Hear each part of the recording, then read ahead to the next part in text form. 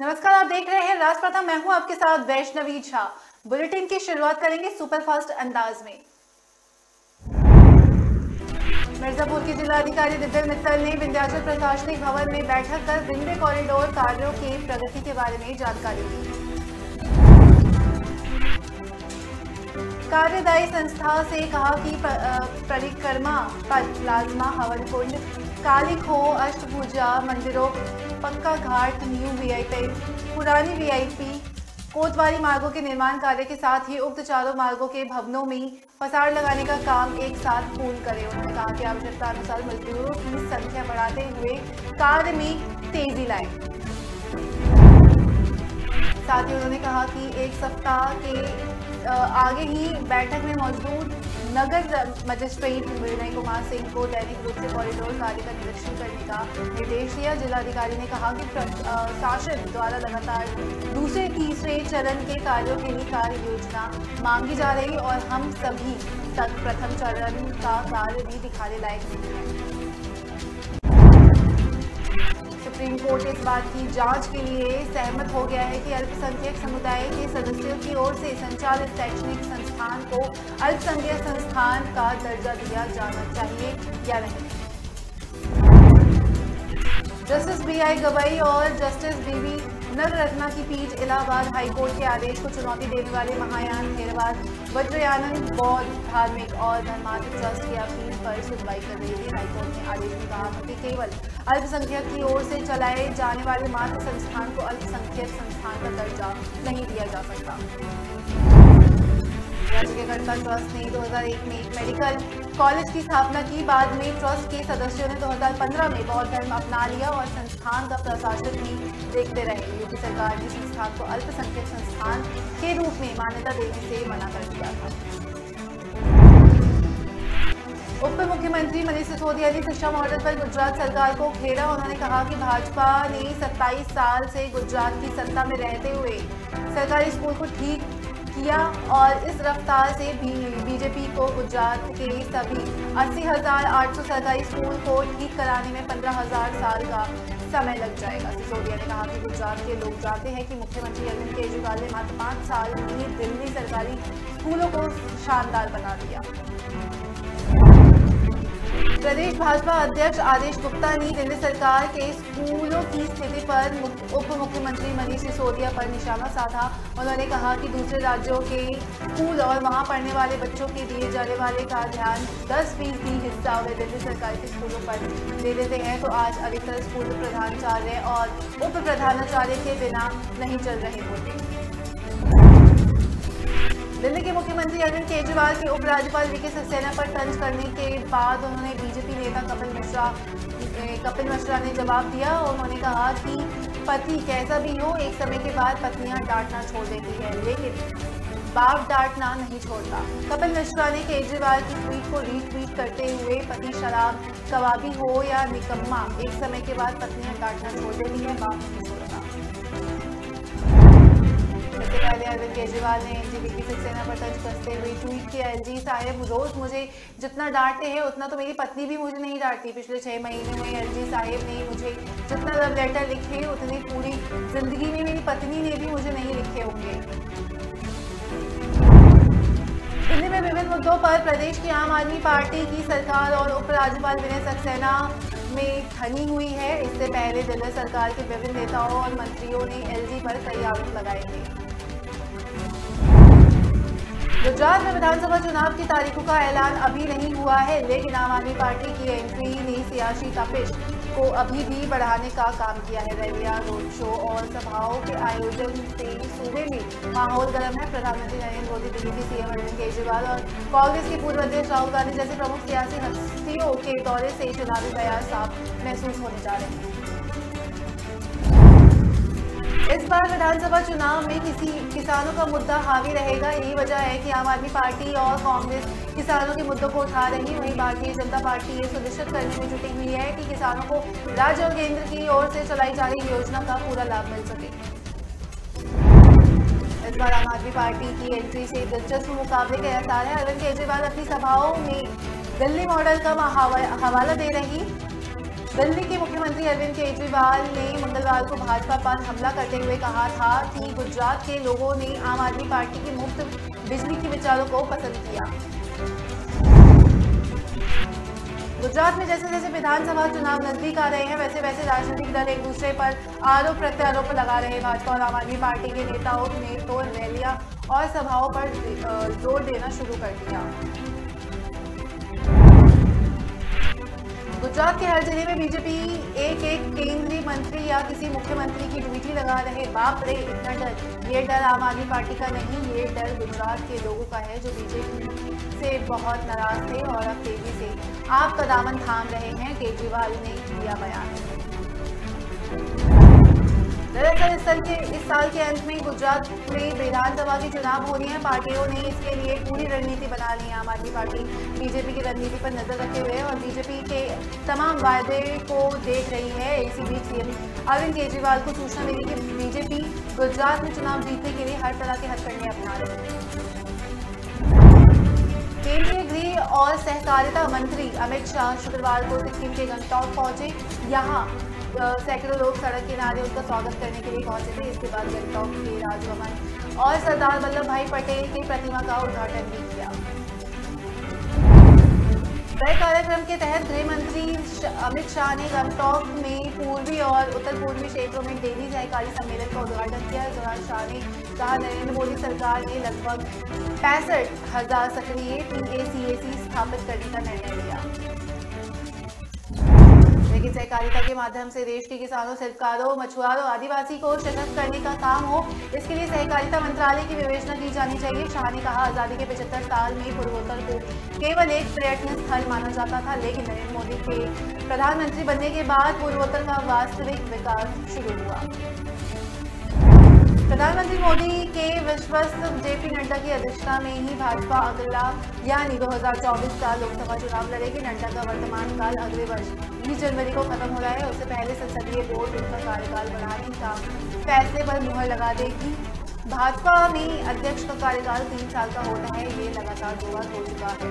वर्तमान स्थिति में लगातार चुनाव होने वाले हैं। गुजरात और खुद नड्डा के गृह राज्य हिमाचल में नवंबर-दिसंबर में विधानसभा चुनाव होने हैं। अगले साल मार्च-अप्रैल में कर्नाटक के साथ साथ जम्मू कश्मीर में भी चुनाव हो सकते हैं। इस लिहाज से पार्टी नेतृत्व का ये मन बन चुका है कि फिलहाल अध्यक्ष का चुनाव टालकर नड्डा के कार्यकाल को लगभग 1.5 साल का विस्तार दिया जाए, ताकि पार्टी बिना भटकाव के लोकसभा चुनाव तक रणनीति को जमीन पर उतार सके। कार्यकाल विस्तार का फैसला संसदीय बोर्ड के ही अधिकार क्षेत्र में आता है। उधर चुनाव की पूरी प्रक्रिया होते ही जिसे राष्ट्रीय परिषद की बैठक में अंतिम मंजूरी दी जाती है, वैसे ही नड्डा को कोविड संक्रमण काल में के वक्त जिस तरह पार्टी के अंदर संवाद स्थापित करने का प्रचार प्रसार किया, उसका असर साफ दिखा। उत्तर प्रदेश के मुख्यमंत्री योगी आदित्यनाथ का दावा, श्री रामलला के मंदिर का काम 50% तक कंप्लीट हो चुका है, बाकी का काम जल्द ही पूरा हो जाएगा। उन्होंने स्वामी गोविंद शर्मा की चंद्रपोशी कार्यक्रम के दौरान योगी आदित्यनाथ ने कहा कि आचार्य धर्मेंद्र का गौरक्ष पीठ के साथ 3 पीढ़ियों तक गहरा संबंध रहा। उन्होंने आगे कहा कि महात्मा रामचंद्र वीर जी और स्वामी आचार्य धर्मेंद्र जी महाराज के योगदान को देश कभी नहीं भूल पाएगा। योगी आदित्यनाथ ने श्री राम मंदिर निर्माण के संबंध में बताया कि बहुत तेजी से काम चल रहा है। उन्होंने खुद इस साल जून माह में गर्भगृह की आधारशिला रखी थी, तब से लेकर अब तक लगभग पूरा काम हो चुका है। उत्तर प्रदेश में सड़कों में गड्ढों की शिकायत को देखते हुए मुख्यमंत्री योगी आदित्यनाथ ने 15 नवंबर तक देश की सभी सड़कों को गड्ढा मुक्त करने का निर्देश दिया। उन्होंने बृहस्पतिवार को अपने आवास पर इंडियन रोड कांग्रेस के 80वें अधिवेशन में तैयारियों की समीक्षा के दौरान अफसरों को जल्द से जल्द सड़कों को गड्ढा मुक्त कराने का अभियान शुरू करने के निर्देश दिए। योगी ने कहा कि गांव हो या शहर, अच्छी सड़क प्रत्येक व्यक्ति का अधिकार है। बेहतर कनेक्टिविटी किसी भी प्रदेश की प्रगति का बड़ा माध्यम हो सकती है। बीते 5 वर्ष में सरकार ने इस दिशा में फोकस किया, लेकिन समय समय पर इनकी मरम्मत होनी चाहिए।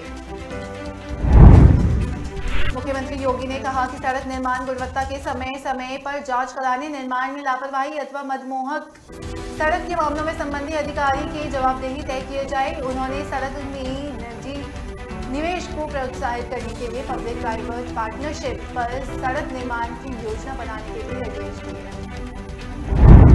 इसी वर्ष 1 दिसंबर को भारत पर G20 देशों की अध्यक्षता का दायित्व आ जाएगा और 30 नवंबर 2023 तक रहेगा। G20 विश्व के विकसित और विकासशील देशों का समूह।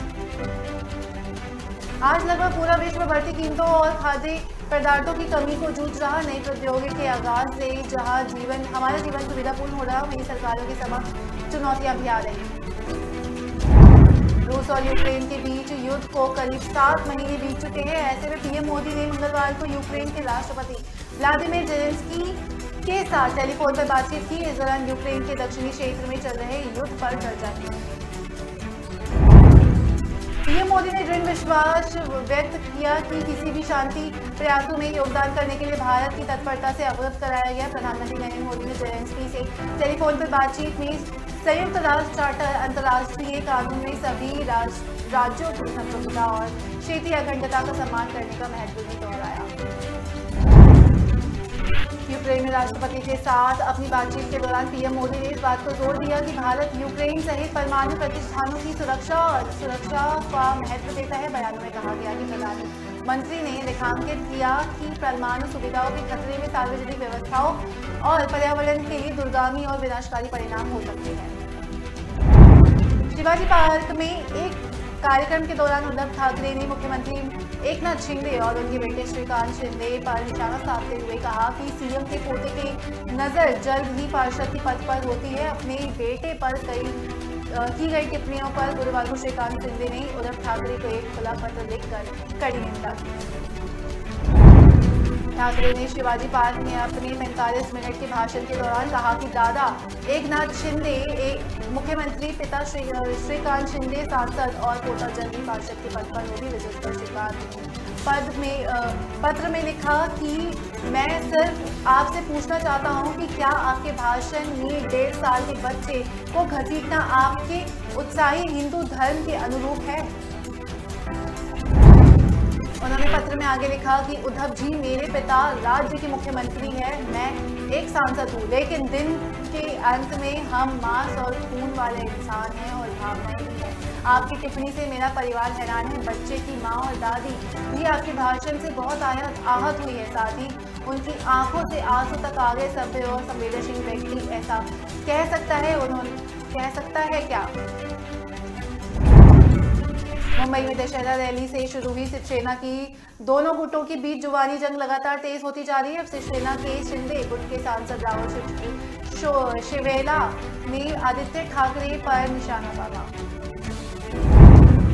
शिवसेना प्रमुख उद्धव ठाकरे ने शिवाजी पार्क पर दशहरा रैली में सीएम एकनाथ शिंदे को कटप्पा बताते हुए कहा था कि जब अस्पताल में भर्ती थे तब उन्होंने जिन्हें शासन की जिम्मेदारी दी थी उन्हीं लोगों ने उनसे गद्दारी की।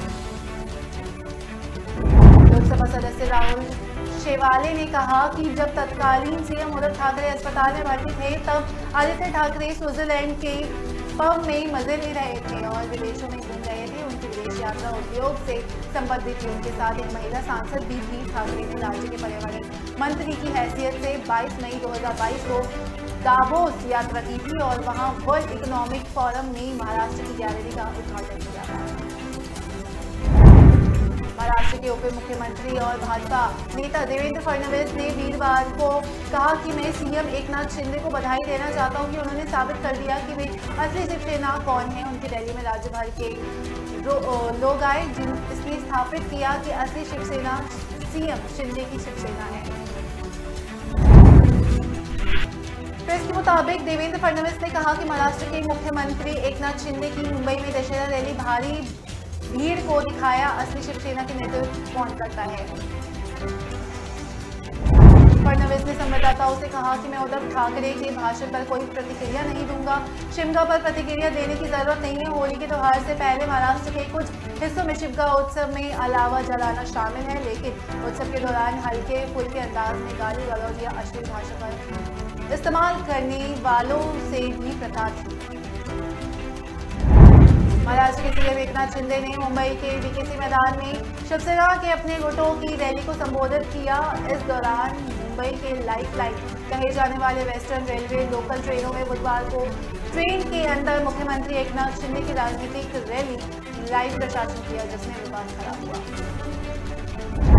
वेस्टर्न रेलवे के प्रवक्ता ने इस मामले पर कहा कि कुछ सोशल मीडिया चैनलों के माध्यम से ये बात सामने आई है कि कुछ राजनीतिक दलों की एक रैली को लोकल ट्रेनों में सीधा प्रशासन किया गया था। हालांकि स्पष्ट किया जाता है कि पश्चिम रेलवे ने कोई अनुमति नहीं दी। उन्होंने आगे कहा कि असम समझौते में साफ तौर पर लिखा है कि राजनीतिक प्रक्रिया की किसी भी विज्ञापन या सामग्री प्रदर्शन को स्पष्ट रूप से प्रतिबंधित किया गया। पश्चिम रेलवे के प्रवक्ता ने बताया कि इस साल में लाइसेंस ठेकेदारों के स्पष्टीकरण मांगा गया है। प्रथम दृष्टया ये सूची किया जाता है कि 10 से 15 मिनट के लिए लोकल ट्रेनों के अंदर एलईडी पैनल पर लाइव राजनीति रैली प्रदर्शित की गई। कांग्रेस नेता शशि थरूर अध्यक्ष पद के चुनाव के लिए तेजी से अभियान चला रहे। वे अब तक केरल, तमिलनाडु समेत अन्य राज्यों दौरा करके कार्यकर्ताओं से अपना समर्थन मांग चुके हैं। शशि थरूर ने कांग्रेस अध्यक्ष पद के दौर से बाहर होने की अफवाहों को खारिज करते हुए कहा कि मैं अभी भी मैदान में हूं और उन्हें विभिन्न क्षेत्रों और लोगों से समर्थन मिल रहा है। चुनाव प्रचार अभियान के तहत थरूर चेन्नई में है। इस दौरान उन्होंने गुरुवार को अपनी चुनावी घोषणा पर जारी करते हुए कहा कि मेरा उद्देश्य पार्टी को फिर से खड़ा करना, इसे फिर से सक्रिय करना, कार्यकर्ताओं को सशक्त बनाना, सत्ता का विकेंद्रीकरण करने के साथ लोगों से संपर्क में रहना। थरूर ने आगे कहा कि हमें अपनी पार्टी के काम करने के तरीके में सुधार करने की जरूरत है। हमें युवाओं में पार्टी में लाने और उन्हें वास्तविक अधिकार देने की जरूरत, साथ ही हमें मेहनती और लंबे समय तक सेवा करने वाले कार्यकर्ताओं को अधिक सम्मान देना चाहिए। कांग्रेस के अध्यक्ष पद के चुनाव की तारीख नजदीक आती जा रही है। पार्टी के दो बड़े नेता शशि थरूर और मल्लिकार्जुन खड़गे चुनावी मैदान में आमने सामने। दोनों ही कांग्रेस नेताओं ने कार्यकर्ताओं के बीच चुनाव प्रचार अभियान शुरू कर दिया। शशि थरूर ने तमिलनाडु में प्रचार प्रसार का अभियान में हिस्सा लिया। वह शनिवार को अहमदाबाद में साबरमती आश्रम में गुजरात कांग्रेस और प्रदेश कांग्रेस समिति कार्यालय का दौरा भी किया। तमिलनाडु पहुंचने पर शशि थरूर ने ट्वीट कर कहा कि यहां पार्टी सहयोगियों ने गर्मजोशी से स्वागत किया। दिल्ली सरकार के समाज कल्याण मंत्री राजेंद्र पाल गौतम की उपस्थिति में आयोजित एक कार्यक्रम को लेकर विवाद हो गया। इस विवाद में लोग गौतम पर हिंदू देवी देवताओं के अपमान का आरोप लगा रहे। मिली जानकारी के मुताबिक बुधवार को विजयदशमी के दिन करोल बाग में रानी झांसी रोड स्थित अंबेडकर भवन में राजेंद्र पाल गौतम की उपस्थिति में कार्यक्रम हुआ। इसमें लोगों ने बौद्ध धर्म को दीक्षा तो ली, लेकिन इस बात की भी शपथ नहीं कि वे हिंदू देवी देवताओं की पूजा नहीं करेंगे और न ही उन्हें ईश्वर मानेंगे। दिल्ली सरकार के मंत्री राजेंद्र गौतम पाल भारतीय जनता पार्टी ने गंभीर आरोप लगाए। बीजेपी नेता कुलजीत सिंह चहल ने वीडियो जारी कर दावा किया कि राजेंद्र गौतम पाल ने हिंदू देवी देवताओं की पूजा न करने की शपथ दिलवाई और धार्मिक भावनाओं को आहत किया है। इस वीडियो के वायरल होने के बाद बीजेपी ने केजरीवाल से जवाब मांगा। बीजेपी नेता मनजिंद्र सिंह शर्मा ने आम आदमी पार्टी पर निशाना साधते हुए कहा कि राजेंद्र पाल गौतम ने पाप किया है। मुख्यमंत्री योगी आदित्यनाथ ने कहा कि कम लागत और अधिक उत्पादन का एकमात्र मंत्र प्राकृतिक खेती ही हो सकती है। प्राकृतिक खेती के जरिए ही किसानों को समृद्धि मिल सकती है। इसके लिए प्राकृतिक खेती को आगे बढ़ाना होगा। मुख्यमंत्री योगी ने कहा कि अब तक प्रदेश में 1,25,000 किसान प्राकृतिक खेती से जुड़ चुके हैं और 1.10 लाख हेक्टेयर भूमि पर प्राकृतिक खेती प्रारंभ हो चुकी है। उन्होंने कहा कि जिन स्थानों पर गौ आधारित प्राकृतिक खेती की गई है वहां पर कम वर्षा के बावजूद फसल अच्छी हुई है। लोकसभा चुनाव में पूर्व बढ़ती महंगाई, बिगड़ती कानून व्यवस्था सहित कई मुद्दों पर सरकार को घेरने में सपा जुट गई। बुधवार को अर्दली बाजार स्थित कार्यालय में बैठक हुई और इसकी अध्यक्षता कर रहे निवर्तमान महानगर अध्यक्ष विष्णु शर्मा ने बताया कि देश बचाओ देश बनाओ के तहत 8 से 10 अक्टूबर तक महानगर में पद यात्रा निकाली जाएगी। उधर विजयदशमी वाले दिन बदरोही से चलकर औरई के रास्ते पदयात्रा बनारस के बिगड़ा पहुंची, जिसका स्वागत निवर्तमान जिला अध्यक्ष ने किया। पदयात्रा बसपा के एक लाइन में पहुंची तो यहां पर यात्रा के बहिष्कार करने की बात हुई। राजधानी दिल्ली में गुरुवार से प्रदूषण के खिलाफ धूल विरोधी अभियान शुरू हो गई। ये अभियान 6 नवंबर तक चला जाएगा। इस दौरान निर्माण साइटों पर निर्माण संबंधी 14 धूल विरोधी नियमों को लागू करने की जरूरत बताई गई। नियमों का उल्लंघन करने होने पर राष्ट्रीय हरित अधिकरण की दिशा निर्देश के तहत 10,000 से 5 लाख रुपए का जुर्माना लगाया जाएगा। पर्यावरण मंत्री गोपाल राय ने कहा कि अभियान के तहत गठित 586 टीमों ने 12 संबंधित विभागों की टीम शामिल है, जिसमें डीपीसीसी के 33 टीम, राजस्व विभाग के 165 टीम, एमसीडी के 300 टीम, जीएसआईडीसी के 20 टीम और दिल्ली जल बोर्ड के 14 टीम, दिल्ली विकास प्राधिकरण के 33 टीम, दिल्ली मेट्रो की 3 टीम, केंद्रीय लोक निर्माण विभाग की 6 टीम और दिल्ली के कंटोनमेंट बोर्ड की 4 टीम और भारतीय राष्ट्रीय राजमार्ग प्राधिकरण की 1 टीम शामिल है। मंत्री ने कहा कि ये टीम लगातार निर्माण साइट का दौरा कर सुरक्षित करेगी कि वहां निर्माण संबंधी दिशा निर्देशों का पालन हो रहा है। सुप्रीम कोर्ट ने उत्तर प्रदेश, बंगाल, छत्तीसगढ़, झारखंड और मध्य प्रदेश समेत 11 राज्यों में रेरा एक्ट लागू करने संबंधी जवाब 4 हफ्तों में मांगा। अन्यथा इन राज्यों के प्रधान सचिवों को व्यक्तिगत रूप से अदालत में पेश होना होगा। सर्वोच्च अदालत ने कहा कि विगत 12 अगस्त को पिछले आदेश के बावजूद 2 सितंबर तक राज्यों और केंद्र शासित प्रदेशों के साथ केंद्रीय शहरी आवास मंत्रालय का कोई जवाब नहीं दिया। उत्तर प्रदेश, बंगाल, छत्तीसगढ़, झारखंड, मध्य प्रदेश, गुजरात, आंध्र प्रदेश, महाराष्ट्र, मणिपुर, मिजोरम और ओडिशा ने अब तक सुप्रीम कोर्ट में अपना जवाब दाखिल नहीं किया। सर्वोच्च अदालत के आदेश के अनुसार जिन राज्यों ने अब तक जवाब दाखिल नहीं किया है, उन्हें ऐसा अब से 4 हफ्ते में करना होगा। अगर ऐसा नहीं होता है तो इन राज्यों के प्रधान सचिवों और शहरी विकास मंत्रालय को व्यक्तिगत तौर पर अगली सुनवाई होने पर अदालत में पेश रहना होगा, ताकि वह ये बता सके कि अदालत उनके खिलाफ कड़ी कार्रवाई क्यों न करे। ट्विटर और एलन मस्क के बीच चल रहा विवाद अब थमने की कगार पर है। इस मामले में अमेरिकी डेलावेयर कोर्ट में चल रही कानून लड़ाई पर फिलहाल ब्रेक लग गई है। कोर्ट ने मस्क को 28 अक्टूबर शाम 5 बजे तक ट्विटर के साथ अरब डॉलर के सौदे को पूरा करने का समय दिया। हालांकि कोर्ट ने यह भी कहा कि अगर मस्क इस सौदे को पूरा नहीं करते हैं तो उसका मुकदमा फिर से शुरू होगा और दूसरा पक्ष नवंबर 2022 में मामले की सुनवाई के लिए फिर से तारीख को हासिल कर सकता है, जिससे कि अधिग्रहण को पूरा करने के लिए लोन और अन्य कागजी कार्रवाई पूरी की जा सके। मस्क के वकीलों ने कोर्ट में कहा कि उन्हें उम्मीद है कि यह सौदा 28 अक्टूबर तक पूरा हो जाएगा। कंट्रोल पेट्रोलियम और प्राकृतिक गैस मंत्री हरदीप सिंह पुरी ने अमेरिका के वाशिंगटन डीसी में गुरुवार को विश्व बैंक के इंटरनेशनल फाइनेंस कॉर्पोरेशन के नेतृत्व के साथ बैठक की। अमेरिका में भारत के राजदूत टीएस संधू ने ट्वीट कर ये जानकारी दी। अमेरिका में भारतीय राजदूत टीएस संधू ने एक ट्वीट में कहा कि पेट्रोलियम और प्राकृतिक गैस, आवास और शहरी मामलों के मंत्री हरदीप सिंह पुरी की विश्व बैंक के इंटरनेशनल फाइनेंस कॉर्पोरेशन के नेतृत्व में उनकी शहरी विकास और ऊर्जा क्षेत्रों में जलवायु को लचीला बनाने की बुनियादी ढांचे और अवसरों पर बैठक में शामिल होने की खुशी है।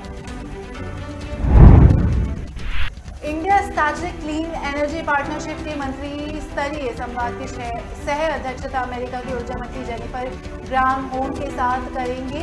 साथ ही उन्होंने ये भी कहा कि US Indian strategic clean energy partnership के मंत्री स्तरीय वार्ता शुक्रवार को अमेरिका में हुई।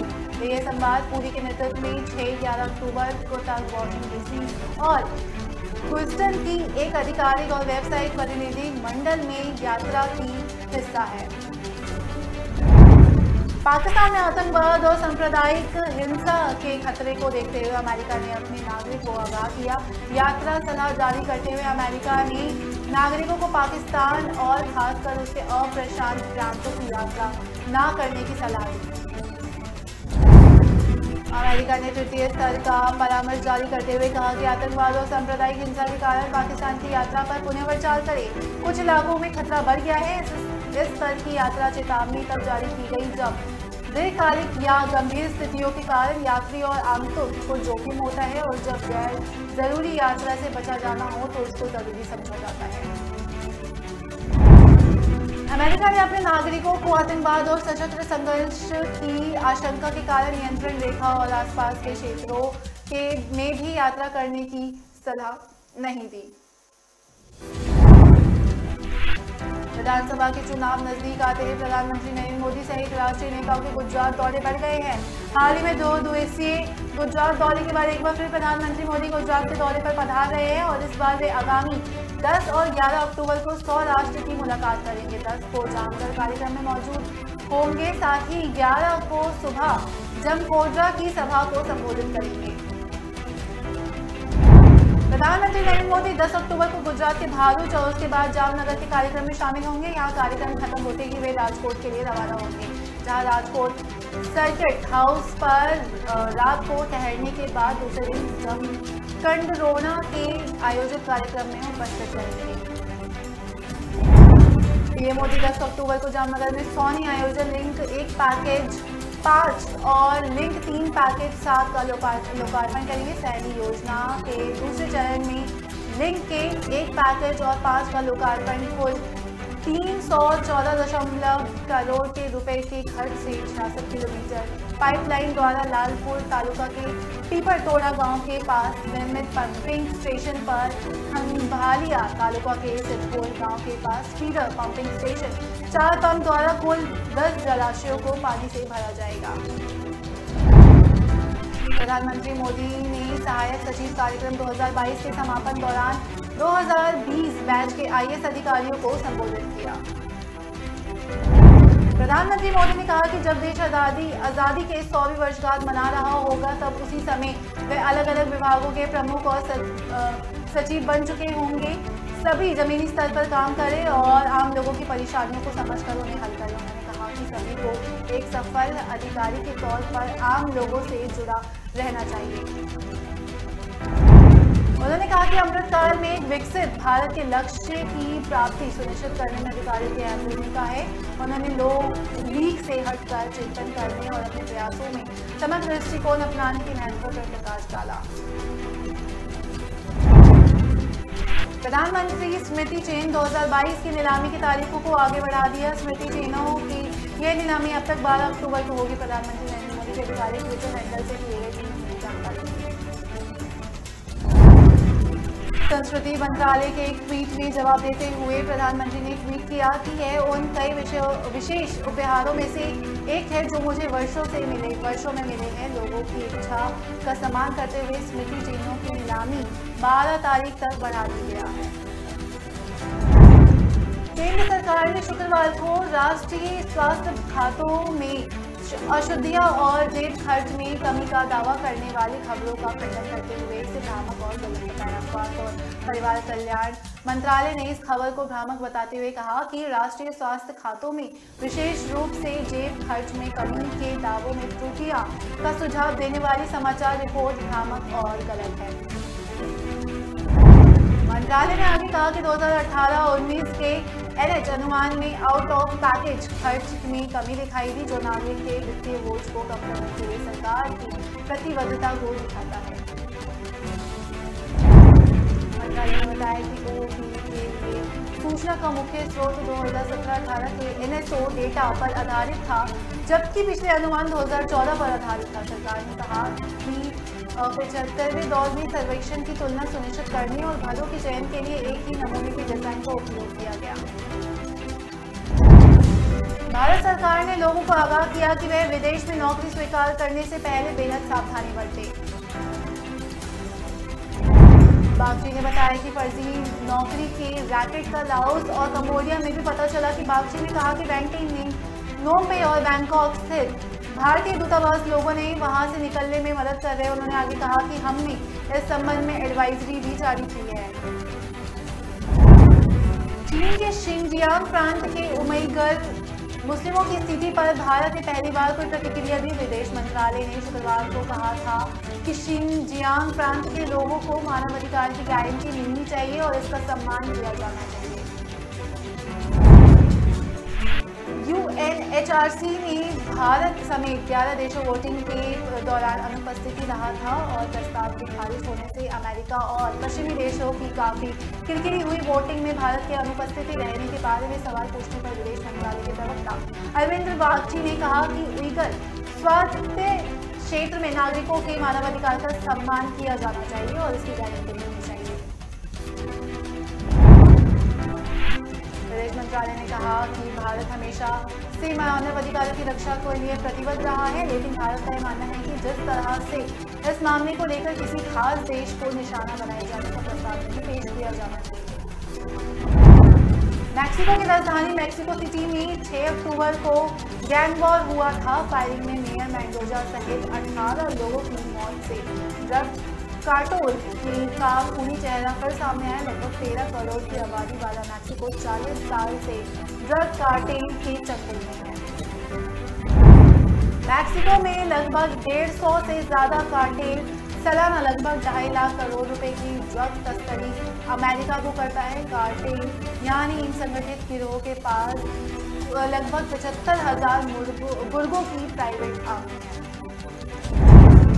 मैक्सिको गृह मंत्रालय के 2022 की रिपोर्ट के अनुसार कार्टेल के पास AK-47 और M80 जैसे असॉल्ट राइफल जैसा जखीरा है। हर साल सुरक्षा एजेंसियों के द्वारा ड्रग कार्टेल के कब्जे से 20,000 से ज्यादा असॉल्ट राइफल की बरामदगी की जा चुकी है।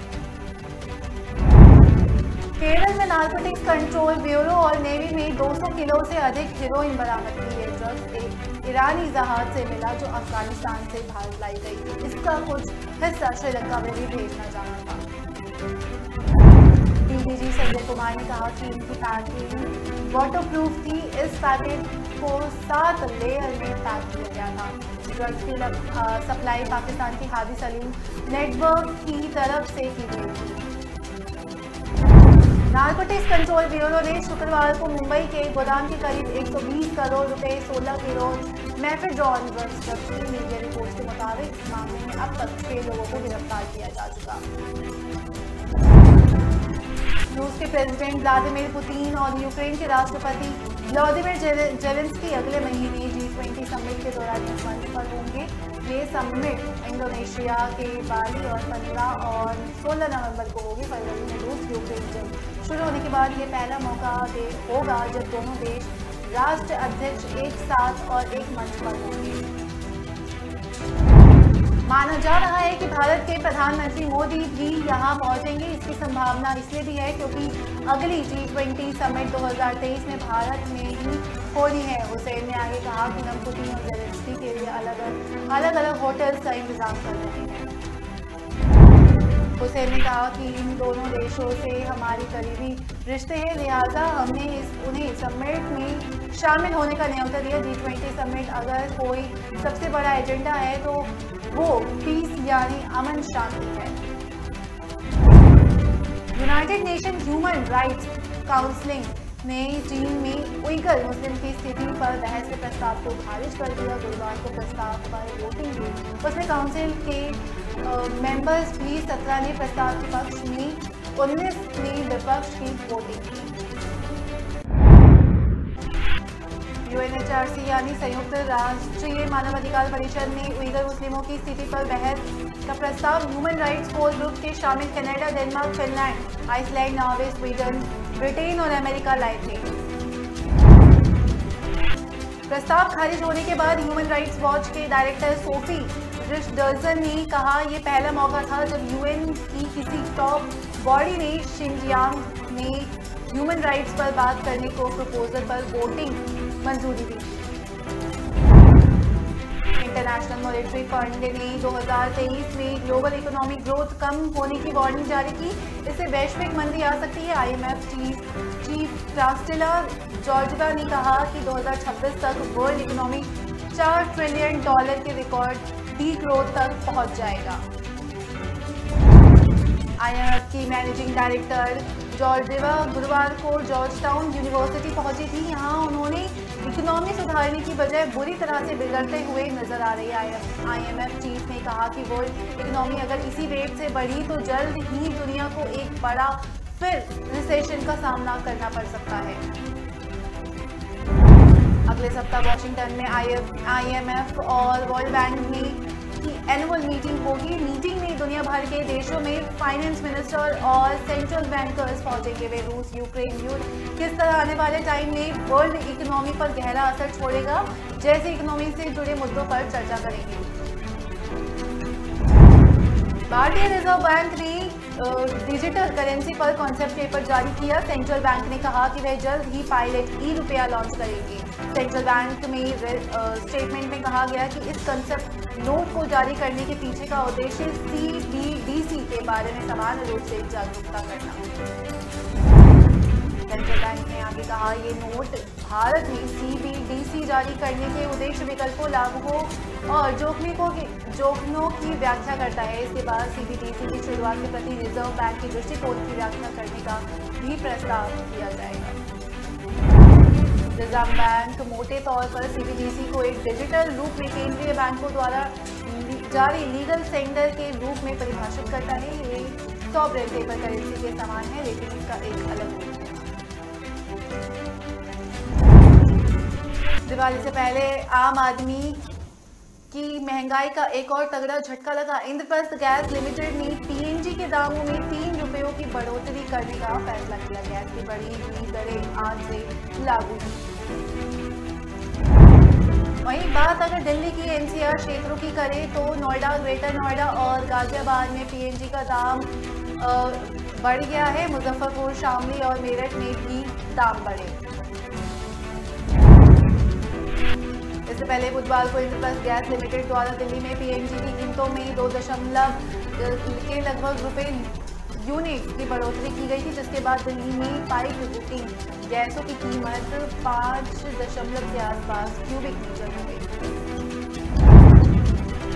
नासिक औरंगाबाद रूट पर देर रात एक बड़ा हादसा हुआ। लंबी दूरी की एक निजी बस में भीषण आग लग गई जिसमें 11 लोगों की मौत हुई और कई लोग बुरी तरह से घायल हुए। सीएम एकनाथ शिंदे ने बताया कि वे लगातार जिला अधिकारी, पुलिस अधीक्षक और कॉर्पोरेशन की कमिश्नर से संपर्क बनाए हुए। एकनाथ शिंदे ने बताया कि हादसे में घायल हुए लोगों का इलाज करवाया जा रहा है। गंभीर रूप से घायल हुए लोगों को बड़े अस्पतालों में दाखिल करवाया गया। वह सिविल सर्जन से भी लगातार बात कर रहे हैं। इस समय उनकी प्राथमिकता यह है कि घायलों को जल्द से जल्द बेहतर इलाज हो सके। मुख्यमंत्री शिंदे ने कहा कि घायलों का इलाज सरकार की ओर से करवाया जाएगा। इसके साथ ही हादसे में जान गंवाने वाले हर शख्स के परिवार को 5 लाख रुपए दिए जाएंगे। लंबी दूरी की इन बसों को लेकर जो भी नियम है उनको अमल में लाया जाएगा और संबंधित विभाग के अधिकारियों को इसके लिए निर्देशित भी किया जाएगा। ये बस हादसा उस वक्त हुआ जब धुले में मुंबई जा रहा ट्रेलर बस से टकरा गया। 8 से 10 लोग मौके पर ही मौत हो गई। हादसे में घायलों को फायर ब्रिगेड ने इलाज के लिए सरकारी अस्पताल में भर्ती कराया। राष्ट्रीय स्वयंसेवक संघ प्रमुख मोहन भागवत महाराष्ट्र के नागपुर में आयोजित पुस्तक विमोचन के एक कार्यक्रम में शामिल हुए। यहाँ उन्होंने कहा वर्ण और जाति व्यवस्था अतीत की बात की जिसे भुला देना चाहिए। संघ प्रमुख भागवत ने कहा कि वर्ण और जाति व्यवस्था की अवधारणा को भुला देना चाहिए। आज अगर कोई इस बारे में पूछता है तो समाज के हित में सोचने वाले सभी लोगों को बता देना चाहिए कि वर्ण और जाति व्यवस्था अतीत की बात है, इसे भुला देना चाहिए। इससे पहले बुधवार को RSS के भाईचारे के पक्ष में खड़े होने के संकल्प को दोहराते हुए भागवत ने कहा था कि अल्पसंख्यकों को संकट में डालना ना तो संघ का स्वभाव है और ना ही हिंदुओं का। साथ ही कहा विपक्षी दल खासकर कांग्रेस RSS पर समाज को बांटने की कोशिश करने और लोगों को आपस में लड़ाने का आरोप लगाती है। विजयदशमी के दिन आयोजित किए गए कार्यक्रम में पर्वतारोही संतोष यादव मुख्य अतिथि। इस मौके पर संघ प्रमुख ने आगे कहा कि अल्पसंख्यकों के बीच अफवाह फैलाई जाती है कि उन्हें हमसे और हिंदुओं से खतरा है। यदि में नहीं हुआ और ना ही भविष्य में होगा। ये ना तो संघ का स्वभाव है और ना ही हिंदुओं का। संघ प्रमुख माघवत ने कहा कि इस प्रकार की हिंदू समाज की आवश्यकता है, ना ही धमकाया जाए और ना ही धमकी दी जाए। उन्होंने कहा कि आत्मरक्षा और हमारी खुद की रक्षा उन सभी लोगों के कर्तव्य बन जाती है जो नफरत फैलाने वाले, अन्याय और अत्याचार करने वाले और समाज के प्रति उपद्रव और शत्रुता रखने वालों के खिलाफ है। साथ ही कहा, ना धमकाया जाए और ना ही धमकी में आया जाए। वर्तमान में इस प्रकार के हिंदू समाज की जरूरत है और यह किसी के खिलाफ है। गृह मंत्री अमित शाह 3 दिवसीय असम के दौरे पर आज का दूसरा दिन। आज बीजेपी के नवनिर्मित कार्यालय का उद्घाटन किया इन्होंने और कार्यकर्ताओं को भी संबोधित किया। इसके बाद ये NI सेक भी गए, उसके कार्य प्रणाली की समीक्षा भी की। शाम में पूर्वोत्तर राज्यों में मुख्यमंत्री और DGP के साथ ड्रग्स को लेकर भी बैठक की। मेघालय सोसाइटी पंजीकरण अधिनियम 1943 के अंतर्गत पंजीकृत सोसाइटी NI सेक भारत सरकार के अंतरिक्ष विभाग और उत्तर पूर्वी परिषद के संयुक्त पहल की है। अमित शाह NI सेक के अध्यक्ष है। वे दौरे के तीसरे दिन की सुबह रविवार की सुबह कामाख्या मंदिर में पूजा अर्चना करेंगे। इसके बाद NIC के पूर्ण सत्र में भी शामिल होंगे। भारतीय वायुसेना के 90 स्थापना दिवस पर प्रधानमंत्री मोदी ने वायुसेना कर्मियों, भूतपूर्व सैनिकों और उनके परिजनों को बधाई दी। आज इंडियन एयरफोर्स डे अपना 19वां वायुसेना दिवस मना रही है। खास बात यह है कि पहली बार किसी एयरबेस से बाहर चंडीगढ़ की सुप्रसिद्ध सुखनाले के आसमान में वायुसेना की ताकत का नजारा। रक्षा मंत्री राजनाथ सिंह ने भी भारतीय वायुसेना दिवस समारोह में शामिल हुए। वायुसेना प्रमुख air chief marshal BR Chaudhary ने चंडीगढ़ में परेड का निरीक्षण किया। ये परेड बेहद खास हुई। जगुआर, चिनूक, तेजस, राफेल और सुखोई जैसे लड़ाकू विमान एयर शो में अपना पराक्रम दिखाए। रक्षा मंत्री राजनाथ सिंह ने बधाई देते हुए कहा कि भारत को अपने main and women in view पर गर्व है। उन्होंने ट्वीट कर कहा कि आज चंडीगढ़ में एयरफोर्स डे सेलिब्रेशन में उन्होंने हिस्सा लिया और भारतीय वायुसेना समय समय पर अपनी क्षमताओं को साबित किया है। भारत के पूर्व मुख्यमंत्री लालू प्रसाद यादव के परिवार की मुश्किलें बढ़ती नजर आई। CBI ने आरजेडी प्रमुख लालू प्रसाद यादव की पत्नी राबड़ी देवी और 14 अन्य के खिलाफ नौकरी के बदले जमीन घोटाले में चार्जशीट दाखिल की। CBI ने चार्जशीट में लालू यादव और तत्कालीन GM को आरोपी बनाया। साथ ही लालू यादव के परिवार के अन्य सदस्यों को भी जांच के घेरे में रखा। CBI ने लालू प्रसाद यादव की पत्नी राबड़ी देवी के अलावा उनकी बेटी नीसा भारती और 13 अन्य लोगों के खिलाफ आरोपी बनाया। रेलवे के कथित घोटाले में संबंधित CBI ने 23 सितंबर 2021 को प्रारंभिक जांच दर्ज की थी, जिसे 18 मई को प्राथमिकी में बदल दिया गया था। यह घोटाला 2004 से 2009 के बीच हुआ था। तब लालू प्रसाद यादव UPA सरकार में रेल मंत्री थे। आरोप है कि लालू यादव के रेल मंत्री रहते हुए रेलवे भर्ती में घोटाला हुआ और नौकरी लगवाने के बदले आवेदकों से जमीन ली गई थी। एजेंसी के अनुसार उम्मीदवारों को कथित तौर पर रेलवे अधिकारियों द्वारा अनुसूचित जल्दबाजी में आवेदन करने के 3 दिनों के भीतर समूह के पदों पर विकल्प के रूप में नियुक्त किया गया था और बाद में जब व्यक्तियों ने स्वयं या परिवार के सदस्यों ने अपनी जमीन हस्तांतरित कर दी तो इन्हें नियमित किया गया। CBI ने आरोप लगाया कि राबड़ी देवी और उनकी 2 बेटियों के नाम पर जमीन ली गई थी। केंद्रीय एजेंसी ने आरोप लगाया कि पटना में करीब 1.5 लाख वर्ग फुट की जमीन लालू प्रसाद यादव के सदस्यों के विक्रेताओं को नकद भुगतान का अधिकृत किया था। जमुई सांसद चिराग पासवान पटना पहुंचे। वो पटना आते ही बिहार के मुख्यमंत्री नीतीश कुमार पर बरस पड़े। चिराग पासवान ने नगर निकाय चुनाव पर लगी रोक को लेकर कहा कि नीतीश सरकार अति पिछड़ा विरोधी नहीं, बिहार विरोधी है। पूरे बिहार की जनता के विरोध में निर्णय लेने वाले मुख्यमंत्री अभी अगर कोई इतिहास में हुआ हो तो वो नीतीश कुमार है। इनकी हर नीति, हर फैसला बिहार के जनता के विरोध में ही रहता है, इसमें कोई शक नहीं है। इस दौरान चिराग पासवान ने कहा कि अगर बीजेपी उन पर आरोप लगा रही है तो मैं कहूंगा कि नीतीश कुमार सिर्फ अति पिछड़ा विरोधी ही नहीं बल्कि दलित विरोधी में युवा विरोधी भी है। कहा कि मुख्यमंत्री ने बिहारियों के हित में कौन सा ऐसा कार्य किया है। साथ ही कहा कि कौन से ऐसे निर्णय लिए हैं जिससे बिहार का विकास हुआ हो या फिर बिहार बाकी राज्यों से बेहतर प्रदर्शन किया हो। यह आंकड़ा नीति आयोग की है सरकार है जो ये दर्शाता है कि विकास के जितने मापदंड हर मापदंड में बिहार सबसे निचला पायदान पर है। अगले पायदान पर बिहार तब होता जब अपराध और लूट की बात होगी। आगे चिराग पासवान ने कहा कि नीतीश कुमार युवा विरोधी है। मुख्यमंत्री ने 2005 में कहा था कि मेरा सपना बिहार से पलायन किए हुए जितने लोग बिहार वापस आ जाए। 2005 से आज तक जो मुख्यमंत्री 17 साल में अपने सपने को पूरा नहीं कर सके वह दूसरे के सपनों को क्या पूरा करेंगे। चिराग पासवान ने दिया बयान। बिहार में मंत्री पद ग्रहण करने के बाद लगातार विभाग और सरकार के खिलाफ बयान देकर सुर्खियों में बनकर रहने वाले कृषि मंत्री सुधाकर सिंह ने इस्तीफा दे चुके हैं। अब कुमार सर्वोदय को कृषि मंत्री बनाया गया। इधर बीजेपी के वरिष्ठ नेता और राज्यसभा सदस्य सुनील कुमार मोदी ने सुधाकर सिंह के इस्तीफे को लेकर जगदानंद सिंह से अपील करते हुए कहा कि वे भी आरजेडी के प्रदेश अध्यक्ष के पद से इस्तीफा देंगे। सुशील कुमार मोदी ने ट्विटर पर वीडियो जारी कर कहा कि जगदानंद सिंह ने अगर थोड़ा भी अभियान बचा है तो वे तुरंत ही राष्ट्रीय जनता दल के अध्यक्ष पद से इस्तीफा उनको देना चाहिए।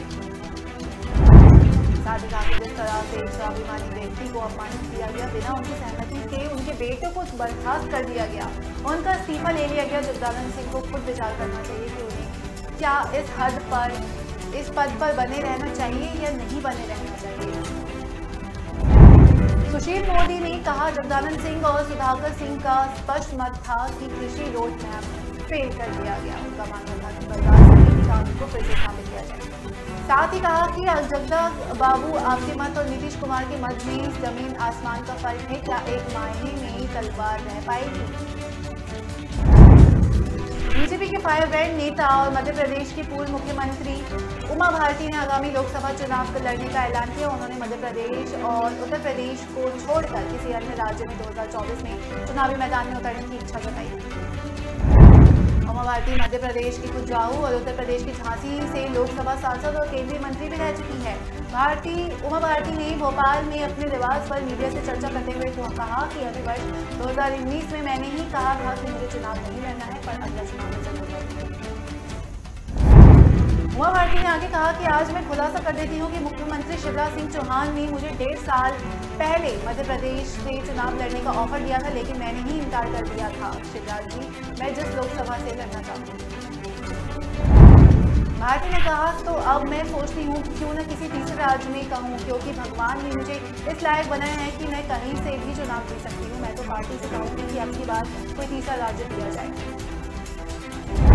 मध्य प्रदेश में शराबबंदी की मांग पर पूर्व मुख्यमंत्री उमा भारती अक्सर ही अपनी सुर्खियों में बनी रहती है। बयान से लेकर असहज में डलवाने वाली उमा भारती ने भोपाल में प्रेस वार्ता करके सभी को चुकाया।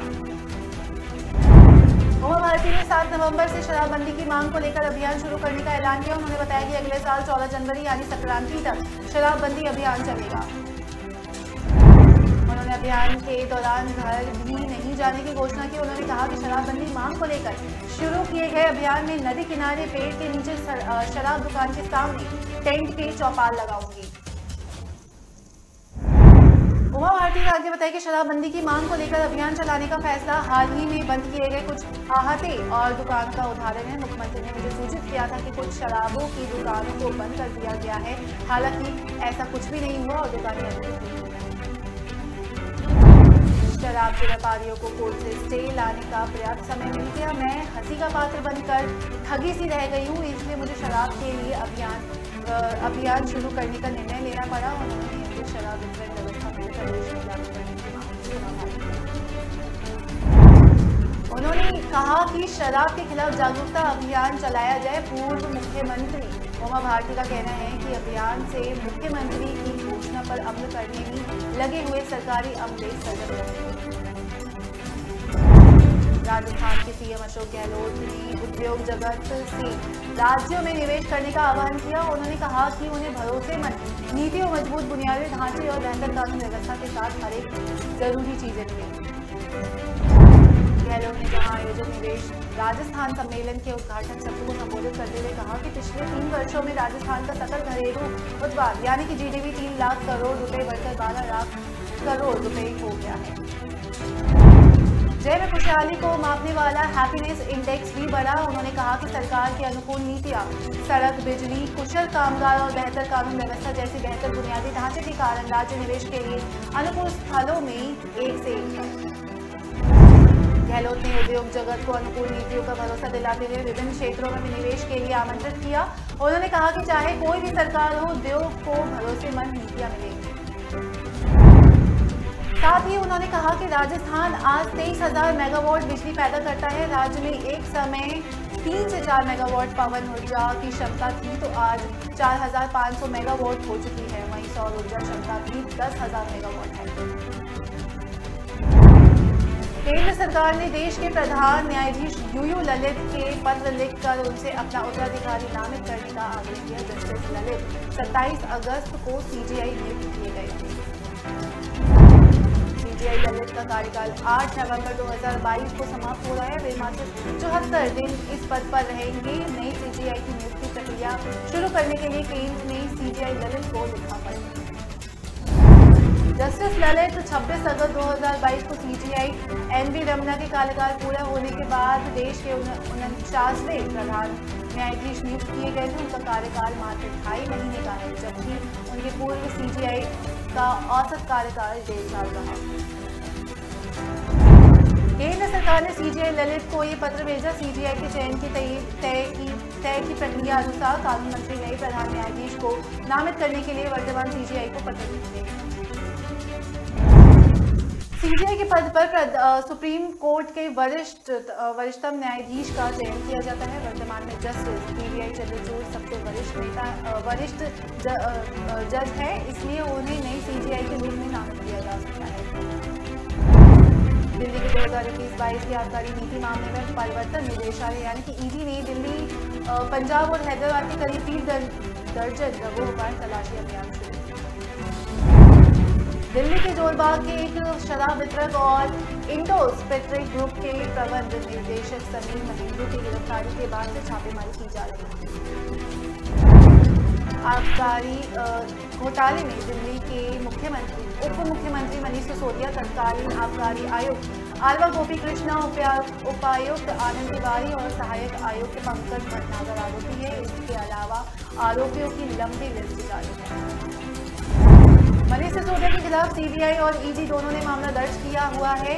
मामले को लेकर ईडी और सीबीआई ने आरोप लगाया था कि आबकारी नीति को संशोधित करते समय अनियमितता बरती गई, लाइसेंस धारकों को अनुचित लाभ दिया गया था। हवाई यात्रा के दौरान भी पालतू कुत्ते और बिल्ली को साथ ले जा सकेंगे। इसकी शुरुआत भारत के सबसे नए एयरलाइंस आकाशा एयरलाइंस करने जा रही है। कंपनी नवंबर के महीने से पालतू जानवर को साथ ले जाने की इजाजत देने वाली है। आकाशा एयर ने पालतू कुत्तों और बिल्लियों को केबिन और कार्गो की अनुमति देने का फैसला किया। इसकी बुकिंग इस साल 15 अक्टूबर से शुरू होगी। पालतू जानवरों के साथ आकाशा एयर ने पहली फ्लाइट 1 नवंबर को उड़ान भरने वाली। इसके अलावा कंपनी अगले कुछ हफ्तों के नए रूट की भी शुरुआत करने जा रही है। आकाशा एयर साल 2023 के इंटरनेशनल फ्लाइट की शुरुआत करने की योजना बना रही है। अभी कंपनी के पास 6 विमान हैं और अगले साल मार्च के अंत तक 18 विमान हो जाएंगे। यूपी के वाराणसी में काशी विश्वनाथ मंदिर परिसर से सटी ज्ञानव्यापी मस्जिद और मथुरा में कृष्ण जन्मभूमि के बगल वाली शाही ईदगाह मस्जिद के मामले में अदालत की सुनवाई टली। 11 अक्टूबर को शिवलिंग की जांच पर होगी सुनवाई। दोनों मामलों पर कोर्ट का अहम फैसला होगा। ज्ञानव्यापी मस्जिद में सर्वे के दौरान में मिले कथित को शिवलिंग की कार्बन डेटिंग कराने को लेकर अदालत में आदेश दिया जाएगा। वही मथुरा के शाही ईदगाह मस्जिद का सर्वेक्षण भी कराया जाए या नहीं, इसे लेकर कोर्ट फैसला सुनाएगा। कोई भी चीज कितनी पुरानी है इसे पता लगाने के लिए कार्बन डेटिंग कराई जाती है। दिल्ली के विशेष अदालत ने आम आदमी पार्टी के नेता और कारोबारी विजय नायर को 2 हफ्ते की न्यायिक हिरासत में भेजा। सीबीआई ने उन्हें दिल्ली एक्साइज पॉलिसी में हुए कथित घोटाले के आरोप में 27 सितंबर को गिरफ्तार किया। इस मामले में दिल्ली के उप मुख्यमंत्री मनीष सिसोदिया भी आरोपी है। अभियोजन पक्ष के मुताबिक नायर ने अन्य लोगों के साथ मिलकर एक आपराधिक साजिश रची थी। अभियोजन पक्ष का दावा है कि इसकी मंशा सरकार को चूना लगाकर शराब निर्माताओं, इसके वितरकों को अनुचित और अवैध लाभ प्रदान कराने की थी। इसकी नीति की वजह से दिल्ली सरकार को भारी नुकसान हुआ। इन आरोपियों ने विजय नायर का नाम 5वें नंबर पर है। सीबीआई का आरोप है कि विजय नायर के जरिए एक शराब फर्म के मालिक से रिश्वत ली गई थी। यह मामला आईपीसी और अन्य भ्रष्टाचार निरोधक कानून के तहत दर्ज किया गया। नगर निकाय चुनाव पर रोक के बाद बीजेपी लगातार नीतीश सरकार पर हमलावर है। राज्यसभा सांसद सुशील कुमार मोदी ने फिर से बिहार सरकार को घेरा। नीतीश कुमार को आड़े हाथों लेते हुए सुशील मोदी ने हिदायत दी कि बिहार सरकार तुरंत आयोग गठित करे और फैसला दे। सोशल मीडिया पर एक वीडियो जारी करते हुए सुशील मोदी ने कहा कि निकाय चुनाव में राजनीति आरक्षण देने के लिए सरकार अब बिना समय गंवाए विशेष आयोग बनाए और इस मुद्दे पर सारे पत्राचार सार्वजनिक करे ताकि सच जनता के सामने आए। सुप्रीम कोर्ट जाकर सरकार का समय बर्बाद ना करे। कोर्ट का फैसला केवल मध्य प्रदेश और महाराष्ट्र के लिए नहीं बल्कि पूरे देश के लिए है। ईबीसी को मेयर बनाने के लिए रोकने के लिए नीतीश जिम्मेवार, तुरंत आयोग गठित करे। सुशील कुमार मोदी ने कोर्ट के फैसले के लिए लगातार नीतीश कुमार पर हमला कर रहे हैं। पहले भी उन्होंने कहा था कि नीतीश कुमार ने आईएजी और एसईजी की बात भी नहीं मानी। बिहार के वैशाली जिले में एक पेट्रोल पंप पर लूट की घटना को अंजाम दिया गया। यह पेट्रोल पंप जेडीयू के प्रदेशाध्यक्ष उमा कुशवाहा का बताया जा रहा है। घटना महानार स्थित महिंदवाड़ा के पेट्रोल पंप की है। बदमाशों ने इस घटना को अंजाम दिया। पेट्रोल पंप पर बदमाशों ने फायरिंग कर 15,000 रुपए से भरे बैग को लूट लिया और फरार हो गए। बताया जा रहा है कि पेट्रोल पंप पर हमले पहले तेल लिया गया, इसके बाद नोजल मैन के पास से जो रुपए का बैग छीनकर बदमाश फरार हो गए। मैनार थाना अध्यक्ष राजन कुमार पांडे का कहना है कि पेट्रोल पंप पर आए 3 की संख्या में अपराधियों ने घटना को अंजाम दिया। सीसीटीवी की मदद से अपराधियों की पहचान की जा रही है और गिरफ्तारी के लिए छापेमारी की जा रही है। दिल्ली आबकारी नीति घोटाला मामले में बड़ी कार्रवाई की गई। केंद्रीय जांच एजेंसी ईडी ने 1 करोड़ की नकदी जब्त की। दिल्ली में सर्च ऑपरेशन के दौरान एक आरोपी के आवास से 1 करोड़ रुपए की नकदी जब्त की। ईडी ने संदिग्ध के तौर पर अर्जित नकदी को किया गया जब्त। इस मामले में आगे की पूछताछ की जाएगी। दिल्ली सरकार ने इस नीति को अब वापस ले ली। इससे पहले ईडी ने दिल्ली आबकारी नीति से जुड़े मनी लॉन्ड्रिंग के इस कथित मामले में एक बार फिर छापेमारी की थी। सूत्रों ने बताया कि ईडी के अधिकारी दिल्ली, पंजाब और हैदराबाद में 35 स्थानों पर छापेमारी की। फिलहाल सुपरफास्ट खबरों में मेरे साथ इतना ही। मुझे दीजिए इजाजत। नमस्कार।